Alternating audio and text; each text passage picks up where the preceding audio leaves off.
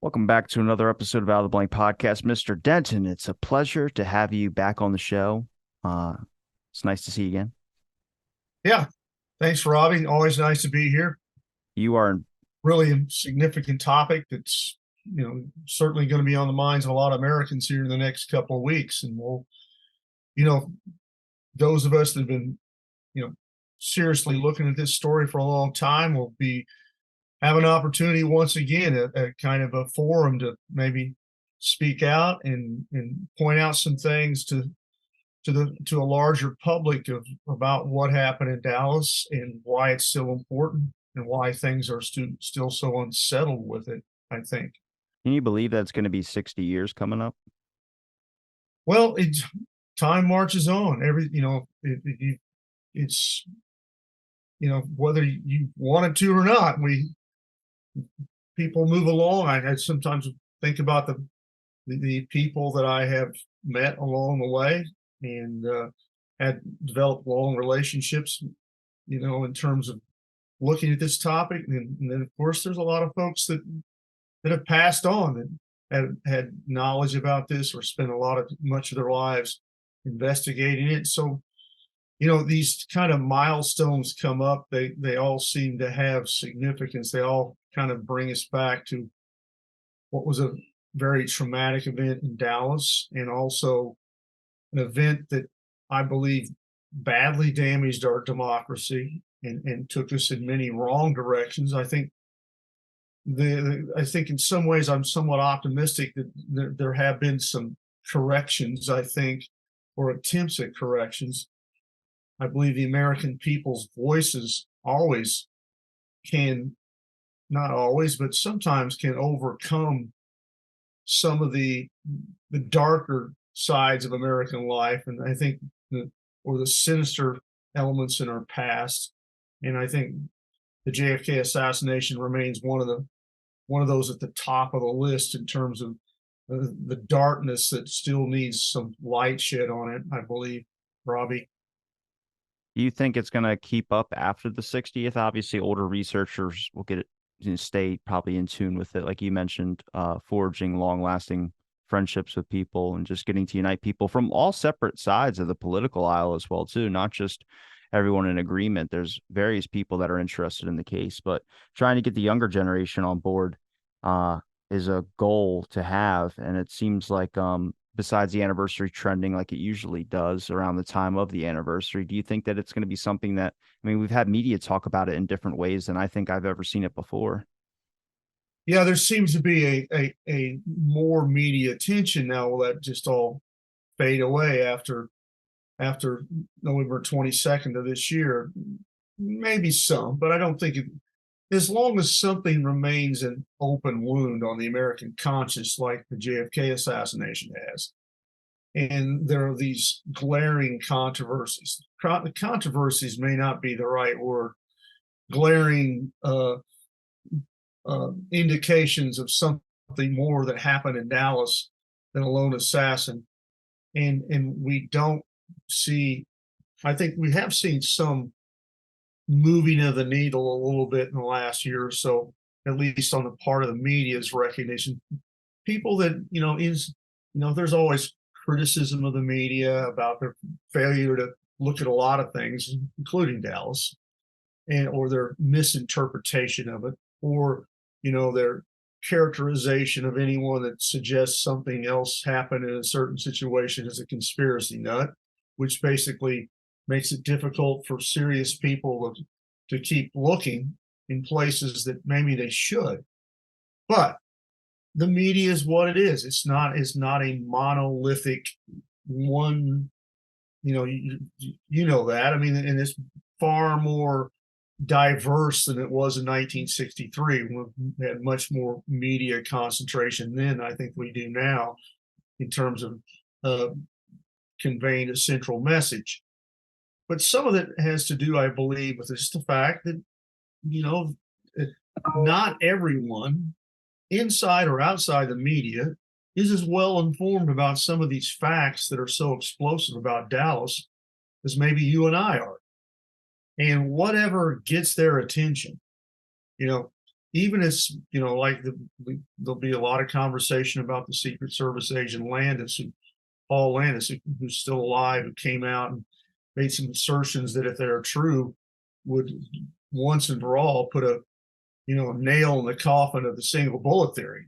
Now, Landis, on closer inspection on the part of a lot of the JFK assassin researchers who are always incredibly skeptical, you know, find some things about Landis really suspicious, or in terms of the credibility of the story. But for whatever reasons, the media, more than anything else, has latched on to it. And in some cases, it's ironic or even frustrating, because some folks that have been on this thing for a long time, longer than you or I, have been pointing out things probably that are far more explosive, that are even greater condemnations of the single bullet theory, which is still the linchpin of any, Oswald acted alone. Well, you have to have the single bullet theory. And there's plenty of evidence out there that for 60 years that shows that the single bullet theory is nonsense. And yet all of a sudden the media is now suddenly paying to say, is it ironic? Is it frustrating? But it's also an indication that, on an everyday basis, Robbie, not everybody's paying attention to this story like the rest of us are, like some of us are. And whatever gets their attention, whatever allows us to move the needle in some positive direction to where we can ultimately get some institutional validation about what happened in Dallas, where we can change what's in the history books. And your other answer, well, will it stop at the 60th anniversary? No, it won't. But the other side of it is that it's probably frustrating. It's going to take a lot longer than maybe our lifetimes to kind of get an adjustment to history. Generations beyond us might, not having the stigma of conspiracy attached to anything that they attempt to try to evaluate on this, might look at these things, the evidence that's laid out, in a far more open mind than maybe some folks do today. So maybe it may take generations or times or decades. I talk about this in my some of my other talks about you can look at other things in the past that seemingly were injustices done in American history, and in the how long it took to correct those things. I always like to talk about the Japanese Americans in World War II, Executive Order 9066 that FDR signed, which was an atrocity against American citizens in a time of war. And it took a long time for that adjustment after you got through the fever of the Second World War, and people began to take a more unbiased look at that event. In 1988, the United States government officially apologized to Japanese Americans. So it took 40 years to do that. Now we're at 60 years, and we still haven't gotten the recognition, the admission that something sinister happened in Dallas, that corrupt individuals inside and outside the United States government plotted against an American president. That's maybe still too bold for some folks inside our institutions to touch, but maybe in future generations that won't be the case. It's not the public isn't ready yet. It's just, I think at this point, it's about having something that's a relevant subject matter that's worth people's interest going into. And I know we say, like, yeah, obviously JFK has relevance. It does to us because we're passionate about it and want to research into it. But people want like something that's going to be in the next week or affecting their lives now, Russia issue or something of that sort. That is a common thing that is right now trending. It's a thing that's implicating on so many people's lives. And you just got to show people that the Kennedy assassination is doing the same thing. We haven't stopped the lies, like Rich has always said. We haven't put an end to or gotten it rectified. But I notice it when I use the clips, for instance, that we did together, or putting up a video on something like that. a lot of people are still have that interest in the assassination, but it's not enough to do anything about it. Like people like to hear these, and I think we're in a time now that is all conspiracies and all those subjects are now starting to be kind of relevant because of the things that we've experienced in the past 2 years alone that I don't think anybody would have been able to predict. Epstein being one of them, and so many other things of complete political corruption that I think saying that the people aren't ready, that has been tossed out multiple times by people I've heard from in the past. I just don't think that's the example anymore. I think the example now is trying to make it relevant for people to care. That's a good point because the curiosity has always been there. I mean, folks, I on a day-to-day basis where I live, I think folks want to, know that I'm involved in this and come up with questions and the curiosity. And it's not just a particular age group. I think a lot of young people. I always remember the story about last year. In fact, when I was in Dallas, I told it when it happened. We were, at our conference in Dallas last November. There were also a large number of Texas A&M students that were there, kind of intermingling the weekend, and I was on the elevator with some of them, and I kind of made a wisecrack because Texas A&M wasn't having a very good football season, and they asked me, "What are you UT?" And I go, "No, I'm from Illinois, man." They asked me why I'm here, and I kind of gave the explanation about the conference we're having, the JFK assassination, and there was 5 or 6 on there, and they were ready to get off, but the one of the girls that was on those college students, I want to know more. So she actually she didn't get off where the others fell. She rolled with me down the elevator, and I had a few seconds to kind of give a synopsis on one of the most complicated subjects that we'd ever give. But the fact was, she wanted to know more. And I think a lot of Americans want to know more. It's our job to. That doesn't mean we're gonna, change the history books or bring people to justice all of a sudden. But there's always an opportunity to educate more people, even if it's on a grassroots level. I was at a friend's house and her roommate was there. She's 35, she's a doctor. And I was talking to her and we just got on the subject of like conspiracy. Just that I don't know how it came up, it just happened. And I was like, yeah, well, I'm interested in like the JFK stuff. I don't really consider it a conspiracy. I just think it's a complete injustice. And she goes, I did a paper of that in college. And you know what? Everyone's paper, their little dissertation thing that they had, everyone's had an ending, but mine did not.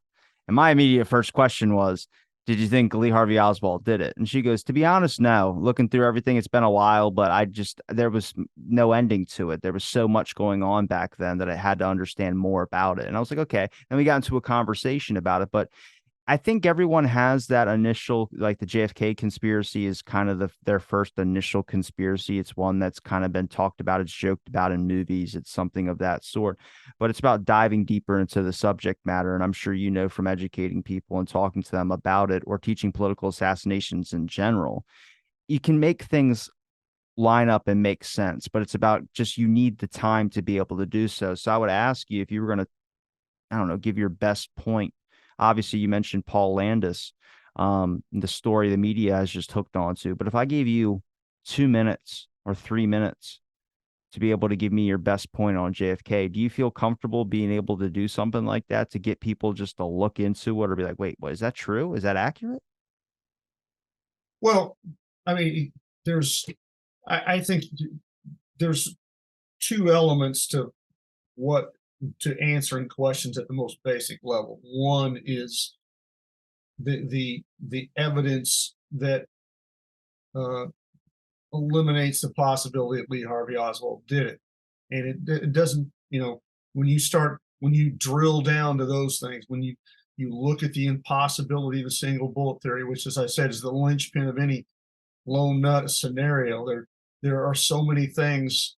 Not even if Landis found a bullet in the back seat, well, that's a forced shot.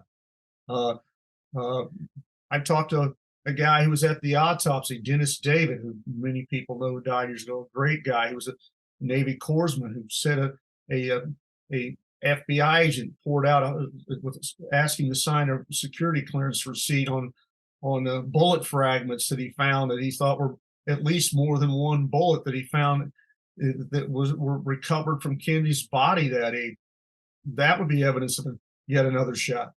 Uh, the Audrey Bell, I believe is her name, the nurse who was there with when Conley was taking her. So they took more fragments out of Conley's wrist than was missing from CE 399.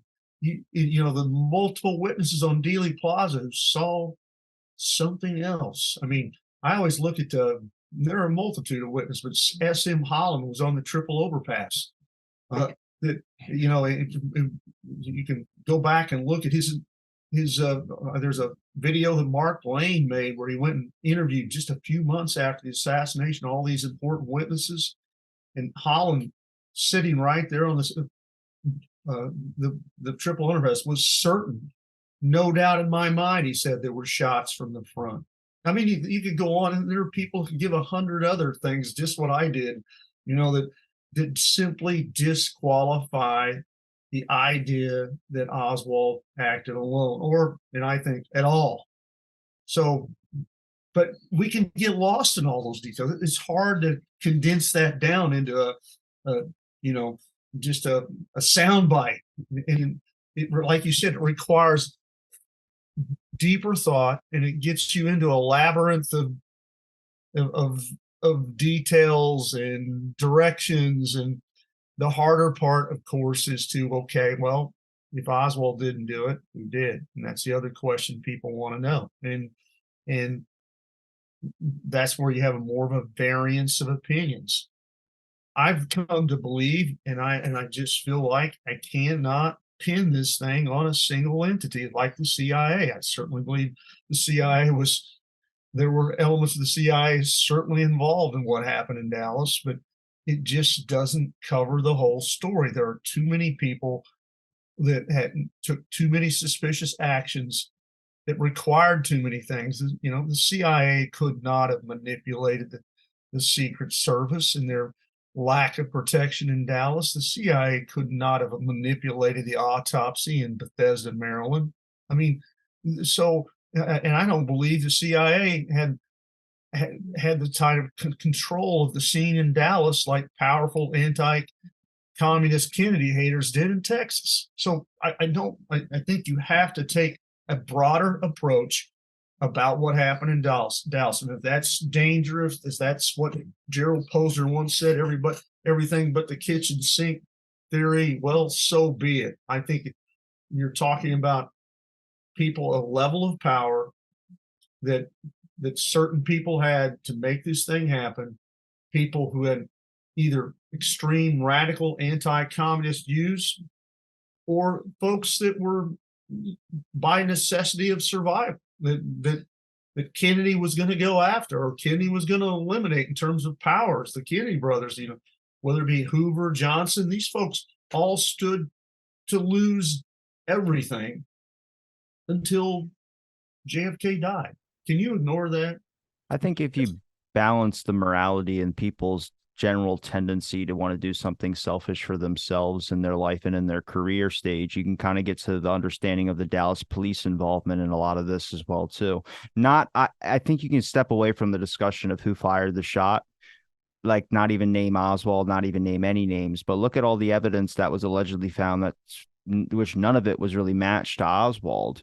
The brown paper sack, the gun bag, whatever you want to say. There's a bunch of things of evidence that were not really evidence against Oswald. He didn't make it to a trial, which all of it probably would have been exposed and shown that none of this links to Oswald. But there was some severe Dallas police corruption. That's been known too. The connections with Jack Ruby, knowing a lot of the people there when he would serve them drinks and things of that sort. So I think this is a multifactorial. It's not just the CIA was behind the master plot. This is a bunch of events going on that everyone's trying to cover their own ass, but at the same time not get exposed to maybe some of their side activities as well, too. In my belief, it's what I've been starting to notice a lot more. And I think I said that a year and a half ago as well, too. But I think that's what makes it difficult, and why everyone, if you say it's just this one entity, people go, oh, yeah, so they manipulated that. They went over there and did that. They went over there. I'm like, FBI moved Gerald Ford moved the back wound up 6 inches and then was feeding information to J. Edgar Hoover on there. And they CIA and FBI withheld information from the Warren Commission's investigation. So that's corruption. That's injustice, but that's not some grandmaster, CIA did it aspect. That's a intelligence agency cover up and probably the mindset of how these agencies have been running for a long time. Well, you mentioned Hoover. That's just one example of how this doesn't make it so difficult. No one was more engaged in the cover up than J. Edgar Hoover. I mean, that's almost historical fact. They made evidence disappear. They intimidated witnesses to change their story. I mean, they ignored Hoover had evidence that Oswald was being impersonated in Mexico City. He ignored that. All these things. So, but then again, I mean, Hoover and the CIA were not on good terms. And that's an underestimation. I mean, there's no possibility. I think that Hoover could have just been, go right along with the CIA on something and their directive. He had his own motives, his own survival. I mean, he was going to be, retired by the Kennedy brothers. If in fact, they had survived beyond 64, Hoover would have been out. I mean, there's just one more thing about, folks had motives. Now, well, the intelligence committee went through and looked at that and said Hoover considered himself an adversary of the Warren Commission, which is a problem alone. But they investigated that as well too. FBI withholding things and Hoover making statements about the Warren Commission and their ability to dig into crucial information the FBI might be protecting. Well, yeah, Hoover almost had it both ways, because he not only controlled the evidence that, the Warren Commission put the FBI in charge of gathering evidence in the first place, so he had total control of that. And then, like you mentioned, he had his man, Gerald Ford, leaking back information about what was going on. So he had it covered on both ends. He could control what was going into the Warren Commission, and then he could also, in some respects, have an idea about what's being spoken within that commission discussions, But then, of course, you can't ignore, when we talk about the Warren Commission, the guy who was really controlling the direction. He put the most time into the total, control more than anyone else of where that commission went, and that was Allen Dulles. Warren, what are you talking about? No, I'm kidding. Yeah, I mean, Dulles is the guy who's seemingly, in control of everything that goes on in terms of interpretations within the commission. Although there were certainly dissenting people like Russell and Hale Boggs that didn't want to play ball, but they were kind of forced to anyway. I mean, Earl Warren was a figurehead. I mean, I think the real players were obviously Dulles and then Hoover's manipulation of evidence that made it come to pass. I think it's interesting, a document that I've talked about before, because of the timing of it. It was, the assassination, November 63, and this, there was that circulation of a lone nut. The any conspiracy suggestions of conspiracy were still, what's the word, nascent, I think, in terms of their position at that time. But even with the beginning of, folks questioning the Oswald alone thing, the CIA was obviously, not just the FBI, but the CIA was obviously really trying to close down any dissent to the idea of a lone nut there. And they were looking at folks that presented. There was a author, I think his name was Buchanan, who wrote one of the first books about possibility of conspiracy. I believe he was from England. And I saw a document coming right from Richard Helms, who's, I think, director of plans at that time, or deputy director. and it was sent to Dulles. Look, there's this guy named Buchanan's writing a book about the conspiracy that you need to be aware of, and it was classified. Why is a classified document being sent to then private citizen Allen Dulles by Richard Helms to a guy who is not even yet on the Warren Commission, that hasn't started yet? It's close, but it's clear that that Helms understands who's the guy control the information should be directed to about a cover up. There's people over here talking about conspiracy. The CIA really wanted to clamp down on that after the assassination. If they'd had their way, none of us would be talking about this today. The whole thing would have been a closed book, but it wasn't. But they surely tried to do that. So, and again, that kind of leads us in different directions. One minute we're talking about Hoover, next minute we're talking about the CIA. I get that, but it just shows that you have to take a broader perspective about what happened in Dallas and look at motives and look at what people did, their actions, and whether they are seen as suspicious or conspiratorial or not. Well, how much did you have to know about the context of the Cold War to be able to understand the assassination better? I mean, you need to educate people, need to be aware that the mob and the CIA, the government, anything you want to say in that aspect of things had a relationship. Whether you want to talk about the assassination plots on Castro or just talk about the influence into movie scripts that the DoD has been doing and is still doing today, the massive amount of government infiltration propaganda wise into the movie industry, and also the mob's influence into the movie industry. I mean, they're practically doing the same tactics, but a lot of people would think of the mob as the bad guys and the government as the good guys, the heroes that come in and sweep in there. And that alone is propaganda done by J. Edgar Hoover and his G-men. They had a rule for Hollywood. The bad guys can shoot as much as they want, but they have to miss. Because when his FBI comes on screen, they have to look good. And to me, I'm like, you have to kind of challenge all your notions that you've believed for the longest time as an American citizen. A lot of people don't know about all the stuff that they would consider conspiracy and roll their eyes at. Even the academic community is completely disconnected from some of these things as well, too. Some historians and other things might know a little bit about it, but as soon as you get into teaching about the JFK assassination, I think everyone's a little bit afraid of where it's going to go when it comes into the conspiracy side of things, which is probably why we don't get a good teach of it in the education system. Maybe not for That's you, but Yeah, I mean, you hit it exactly on the head. That fear of being alienated or stigmatized as a conspiracy theorist. If you're it's not only relevant to politicians, to the media, but usually the academic world as well. That if you go there, you risk being labeled, stigmatized, whatever, as a conspiracy buff, which is, of course, a CIA term originated from. As I always tell my classes, the term conspiracy buff was actually one of those things the CIA came up with and circulated to their hundreds of media assets through Operation Mockingbird back in the 1960s.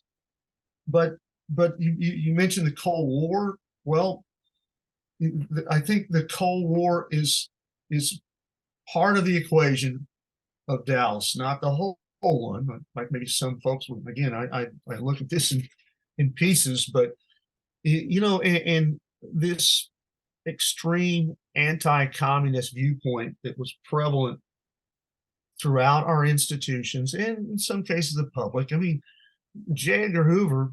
I mean, I've reading more about the 1930s lately, and about how the J. Edgar Hoover missed the boat so badly on a exploding Nazi movement in America across the country in the 1930s, while he was busy trying to hunt communists under everybody's pillow, so to speak, that weren't a fraction of the danger of the Nazi movement in America through the 1940s. And this portrayal of this this communist threat. Again, there's no doubt that it's not like the Cold War was fake. It happened. I mean, the Russians the Soviet Empire were a threat to the world. Some might say that, America and the CIA were certainly out there manipulating large parts of the world too. It became a kind of a game between, in a bipolar world of of of gamesmanship. And how far do I think it, the I think it in some cases the threat of communism really kind of made Americans, especially institutionally speaking, sometimes forget what our values were. That we have, the CIA was in the 1950s was a completely autonomous operation with an unlimited budget that ultimately evolved into a willingness to do anything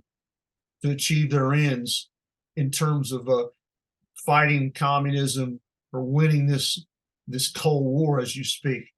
That included anything from mind control to assassination to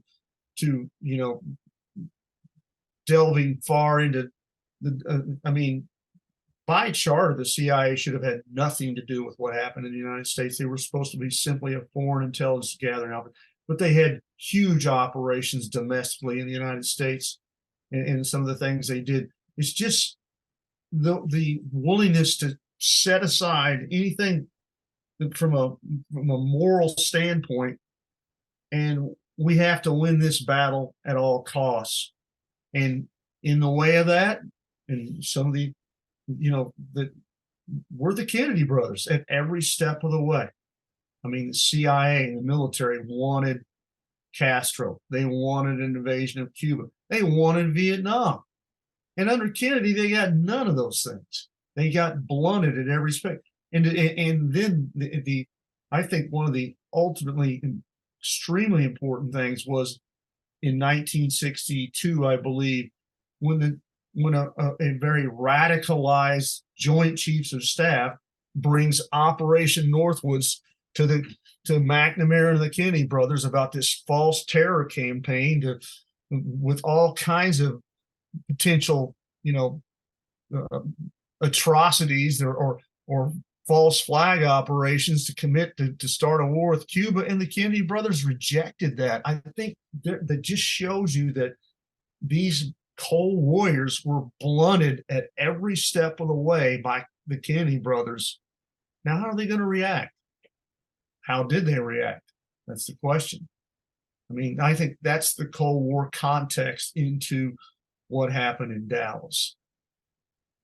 Do you think that if Kennedy would have probably not been elected, if he would have lost the first time and then he would have reran, do you think that he would have still had the same impact? Like if he would have not beat Richard Nixon would have won and then ran at a later time. Do you think the impact would still be the same? I mean, obviously it was at this weird time in the Cold War. It's always what ifs, but that's a very intriguing question. I really never. We always dwell on the question of what would have happened if JFK had not been shot. How much of a better world would we be in? I don't know if anybody's asked the question about, well, what if JFK had been not? Well, one thing I can say for certain though is that, and I do speak about this in my class, that when you look at what happened with the Cuban Missile Crisis in 1962, where the Kennedy brothers were the only people inside the administration, their own administration, Joint Chiefs of Staff, own advisors, that were rejecting the notion of an all-out invasion of Cuba. I just can't see there's any way that Nixon would have stood in the way of what happened, of an invasion of Cuba like Kennedy did. And we know now that the Russians had tactical nuclear weapons and probably would have used them, which would have no doubt what brought us into a World War III scenario. So my answer would be, if Nixon been elected in 1960, I don't know if we've been around to have an election in 64, man. I'm just serious about that. But who's to say? If Kennedy was young, he was he was charismatic. I certainly don't think it would have been the end of his political career if he had lost in 1960. He may well have ran again in 64 and or even 68. Who's to say about how history would have turned out differently? Uh, We can get you know, obsessed with his death, and I think you can forget the amazing things he did when he was alive. That's why I asked that question, because he ushered in a new way of thinking for Americans, I think, with his speeches right, that he did. of idealism, of you know, he came in as a cold warrior in 1960, but also an irrational actor. And I think as time wore on and he saw the activities, saw how the CIA had duped him into the Bay of Pigs operation. Uh, he I think by 1963 he saw the how the once again he was trying to the military was trying to project false optimism in Vietnam and drag him into that affair, and he wanted no part of that. I think he ultimately by 63 a seminal moment in JFK's administration, and then most people would agree with this is the American University speech in June of '63, where he said, "We are all mortal. We all breathe the same air. We all cherish our children's future." That and he's talking about the Soviets. The Soviets heard that. I mean, I've seen a document uh, years after that by where we had an intelligence source inside the Kremlin that said the Russians absolutely mourned the death of Kennedy because they understood that he was a rational actor, that they could deal with him, that maybe there was some path to peace as long as Kennedy was there, and that all went away when in Dallas. And so uh, the fact that Kennedy's number one accomplishment in his short 3 years as president was making sure that we never got into a nuclear war. And nothing else compares to that. I mean, you can talk about his other accomplishments, but the fact that he averted nuclear war in October of 1962, we're still here to talk about it. To me, that is the paramount accomplishment of JFK. And of course, he moved the country, tried to move the country in other directions. I think the Peace Corps was very important. Trying to avoid, try to do something to help folks in third world countries in terms of poverty instead of just economic exploitation of American corporations by American corporations. Uh, he, he began to see the importance of moving the country in a different directions in terms of civil rights, even though it threatened him politically. I mean, those are things that can't be ignored as well. Kennedy accomplished an awful lot in 3 years, but our survival is the highest accomplishment I believe he achieved. How long has the debate happened with the Vietnam War? There's two sides of that, people that believe Kennedy was pulling out and people that believe he wasn't. I like to think he was going to pull out of Vietnam because based on his character at the time, I think you can see that there's a lot of evidence to support he experienced change and he's probably going to be pulling troops out of Vietnam. But there's a lot of people, like I see that get brought up in some of the forums now. People are debating that. And I'm like, is this like Northwoods where they started debating Northwoods again? Like they all started when Northwoods was trending at I think it was after the document release in December after Tucker Carlson went on air. Northwoods was trending again, getting called a conspiracy. And I was like, well, that's real. And that was an actual thing that they was passed on to Kennedy's desk. Well, I think I've always said that, and I've been saying this for quite some time, that maybe the greatest accomplishment of, in terms of exposing things and getting some movement in terms of the historical repositioning of things, I think has been the fact that good researchers, Dr. John Newman, who's looked at a lot of documents associated with Vietnam. I think the needle has been moved. That I think the consensus. You never get a 100% by historians on anything, but I think the consensus is more than not now that JFK had every intention of not avoiding any massive combat operation in Vietnam. And I think the documents clearly not only prove it, they also suggest deception on the part of military people in terms of of their attempt to try to project false optimism on the course of the war. Kennedy's deft response to it by saying, "Well, you know what?" And this is all documented that if things are going so good in Vietnam in 1963, by the end of this year, let's talk about pulling people out. There's no denying that. There's documentary proof of that. And then the reversal of policy almost immediately after JFK's death under Johnson, where they introduce a NSAM 273, which opens the door for covert action, including the old Plan 34A, which included South Vietnamese covert operations against North Vietnamese radar operations sponsored by the CIA. And then all of a sudden we've got the Tonkin Gulf incident. We've got massive escalation. I don't know, Kennedy's reticence about getting into Vietnam, his suggestions. JFK spent time in Southeast Asia as a young senator. He saw the landscape. He understood. Unlike Lyndon Johnson, he had an understanding about what Vietnam was all about. Unlike a lot, or others who just saw it as another piece of the chessboard in the Cold War game. Kennedy understood that there was more to Vietnam. It was more complicated, and the worst thing we could do would be some sort of massive intervention on the ground. No, the historians, I think if they can't see the light on that one, the light is so clear that there never would have been a massive combat operation in Vietnam under JFK. We would have avoided that disaster. That's clear as day to me. And I think there's at least a consensus of that in historians based upon documents that have been released in the last 30 years. What would you really want to hammer home with the people when you speak at the 60th anniversary? Well, that's a pretty broad question. It's probably a lot of things that I like to. I think a lot of the things that we've just spoken of in our last few minutes about, the importance of in an overarching look at America, that a democracy, if we call ourselves that, requires openness and justice.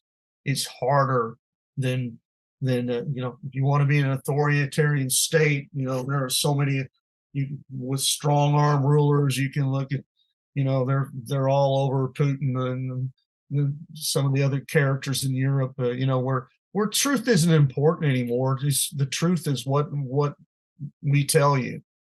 If you really want an open society, you have to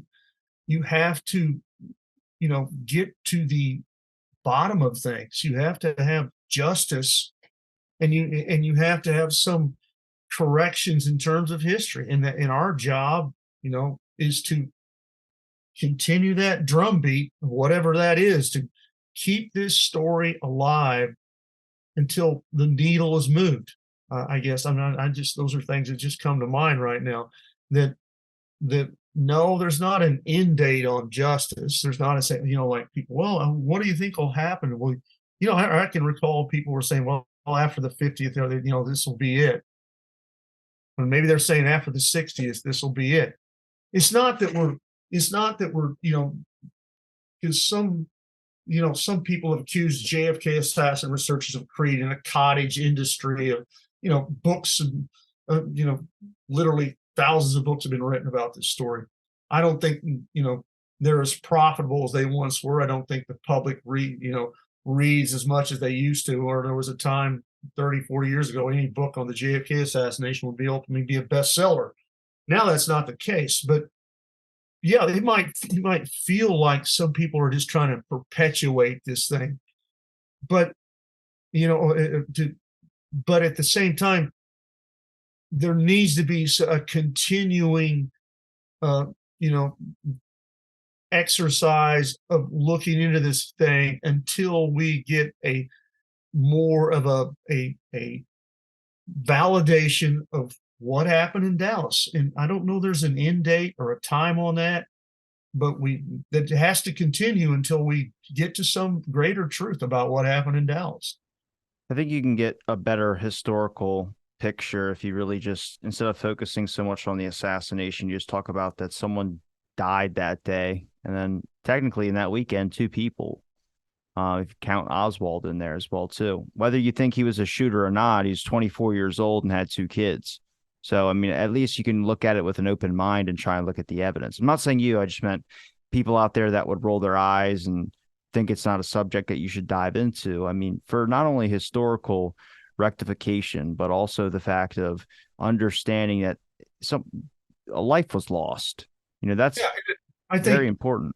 in some respects, I think some of researchers make a very valid comment. This is a murder case above and beyond anything else. I mean, uh, as you said, two murders were committed.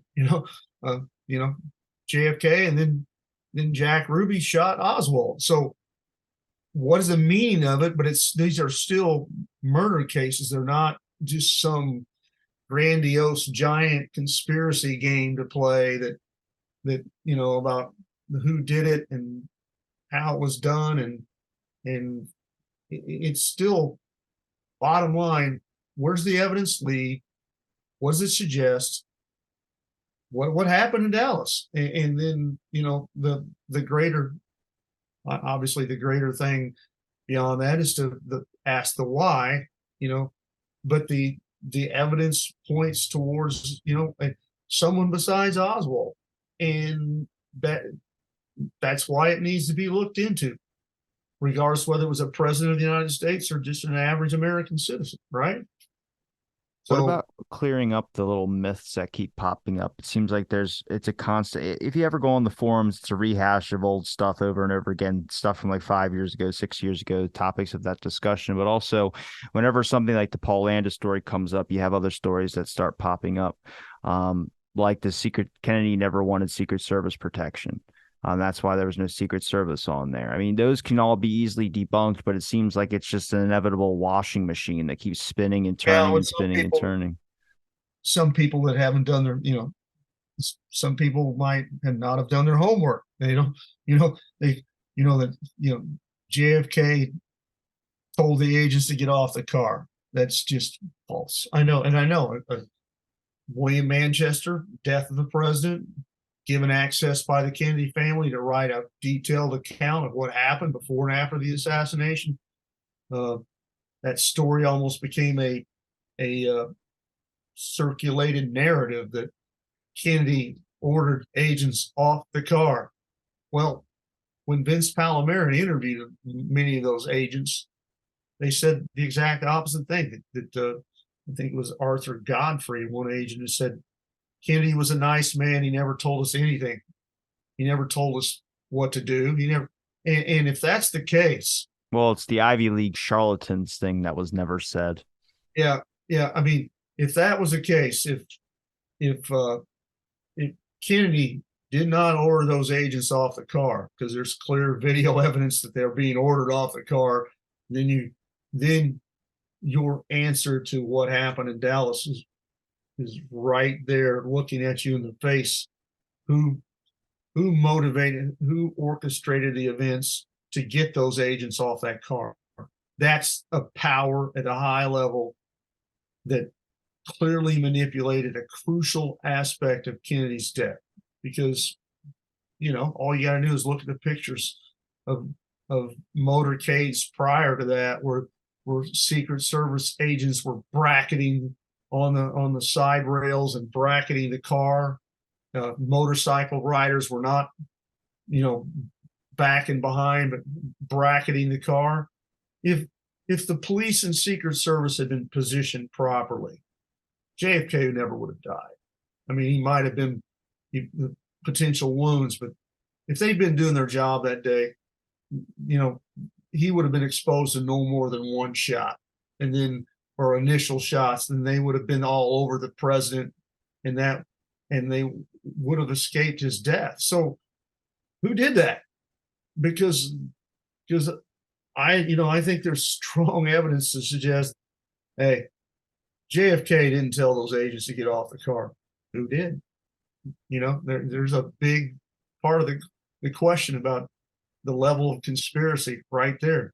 The president doesn't have the power to tell their Secret Service agents what to do. That's on their website as well, too. It's listed right Right, there. right. I mean, that's a great point. I mean, you look back to if you follow what happened on the January 6th a couple of years ago, there are accounts um, where President Trump, after he gave his rally speech, wanted to go down to where the protesters were going, and to the Capitol, and the Secret Service agents absolutely overruled him and even almost got into a fight. No, you're not going. And that shows you there that that the Secret Service has power. I'm not sure even the president of the United States can tell them to get off the car anyway, right? I mean, that's a good point on yours part. The only time they have control over the president is when they're no longer in office and they refuse security protection. That is the only time that the president's able to order Secret Service what to do. And also with the trademark incident, that was November 19th, final discussions were made that the motorcycle cops would ride at the rear wheels of the president's motorcade. And the excuse that they gave was that Kennedy did not like motorcycle noises and he thought it'd be too loud. So he wanted him back. That's in the official documentation. I swear to you, that's what it says. That is, and I would say that is extremely disturbing and probably bogus, to suggest that Kennedy didn't want the motorcycle sounds of a motorcycle next. I just wow. I mean, because Dallas police were there to protect the crowd from obviously my going. answer for that would be dead men don't get to defend themselves now, do they? It's easy to blame Kennedy for this lack of protection. It was so convenient to say, well, that's what JFK wanted. And it covered up, I think, a myriad of actions taken that put him into the kill zone. There's no question in my mind. And in fact, this is important too. I think maybe people don't want to hear this, but it's also, Robbie asked who lured Kennedy to Dallas, who got him there in the first place. Your boy Connolly and all of the other ones. Yeah, John Connolly is the guy who not only took the steps, and Lyndon Johnson announced in April of 1963, went on public radio stations and announced the Texas trip before JFK even agreed to it. Did you see the picture of JFK waving to people? I don't remember if it's Florida or Dallas, but he's waving to people and he's holding the white hat, and the white hat is getting held to Johnson. Johnson's holding the hat. Like, it's not his. Johnson is wearing his, so he's holding a hat. It happened to be, whether it was one that was given to Kennedy or not, he's holding two hats. He's got one in his hand, he's got one on his head. And you just see Johnson's face. I'm like, that tells you everything. Right there, that guy's like, this son of a bitch is going to get shot in the head. I'm telling you. Well, I think there's some things that Johnson did. I mean, Senator Yarborough suggested at the time of the shots was in the car with Johnson. He was in the floorboard on a microphone. I mean, those are things they're hard to ignore. Who's the agent who ordered agents off the car at the beginning of the parade? Emory Roberts. Who was Emory Roberts close to? Lyndon Johnson. I mean, these things are hard to ignore. Connolly was his lieutenant. He's the guy that had more to do with JFK being convinced to come to Dallas than anyone else. There were also Johnson underlings that were involved in that too, without getting into too much detail. But here's another important thing that I'm sure you're aware of when we talk about Connolly. Connolly got into a huge argument with JFK's advance man, Jerry Bruno. Bruno absolutely did not want to go to the trademark. And Connolly apparently told Bruno, if you guys aren't going to go to the trademark, don't even come. So he actually bullied Bruno to making sure the event that morning, which JFK never arrived, or that day, which never arrived to the Dallas trademark, was going to be the destination. And of course, where does that lead? Where that lead us to? That simply means that the motorcade would be passing Dealey Plaza. Now, of course, they had to take a little detour off onto Houston and Elm, but the fact was because that event that was going to happen in the trademark, it guaranteed that the motorcade would be going in that direction. Can we ignore those things? Can we just say, well, that's all a coincidence? Maybe you can, or maybe you don't. Or at least maybe someone probably should have lost their job. I mean, obviously, Secret Service wasn't up to standards for that trip at all, even though they had been up to trips that they've done differently. They've had bubble tops on past trips, they've had rooftops checked on past trips, and this was a shorter trip, and they didn't bother to do any of that. There is evidence that Johnson's aide, who's still alive, a young Bill Moyers, is the guy who quote unquote ordered that get that damn bubble top off the car. They made so somebody's making sure that bubble top wasn't there in Dallas as well. You talk about Secret Service protection. Let's go back to. I mean, I'm just stream of consciousness here, but from what I've been told is Landis, the Secret Service agent who's come forward with these accusations, this admission that he found a bullet in the back seat, has not has denied, changed the story, denied the fact that he was one of the agents, which he probably was, out partying to 5 a.m. in the morning. So you talk about, whether that was conspiratorial or they were lured into it, but certainly the Secret Service was, you could say, at a very minimum, was not at the top of their game in Dallas, and maybe a lot worse. Goes back to the original point of there's a lot of people you can start pointing fingers at because everyone's got a little bit of dirt on their hands on this one. Oh yeah, yeah, and I know that complicates things. I know it makes it frustrates people, and also maybe makes situation where people shy away from this story. But just because it's complicated, just because evidence leads in many directions, you don't throw your hands up and walk away. What is obviously one of the most seminal turning points in American history, what happened in Dallas. Just because the subject's hard, complicated, or a hall of mirrors and deceptions, we still have to look, and we're still looking, right? 60 years down the road. We don't choose to do things because they're easy. We choose to do them because they're hard. Oh, I love that one. I'm pretty sure I misquoted the shit out of it, but that was Kennedy. It was about the moon. We don't choose to go to the moon because it's easy. We choose to go because it's hard. Because it's hard, yeah. But I mean, I butchered it. It's fine. I was thinking a quote from the movie Major League. Tom Hanks was saying something about being good is the hard part, something to that effect. I don't know. I'm off the track, but you can say any movie quote you want. Jack Nicholson saying you can't handle the truth on this one. Yep, that's a great movie. Great point. Now, Mr. Denton, I appreciate the time you gave me to talk on my show again. I know you got prep work for the 60th, the conference, and everything like that, and I appreciate you doing those, and also giving me the time. I enjoyed it. We brought out a lot of enlightening comments, and we'll see what happens in the next couple of weeks and see how much we do move the needle, Robbie. We'll see.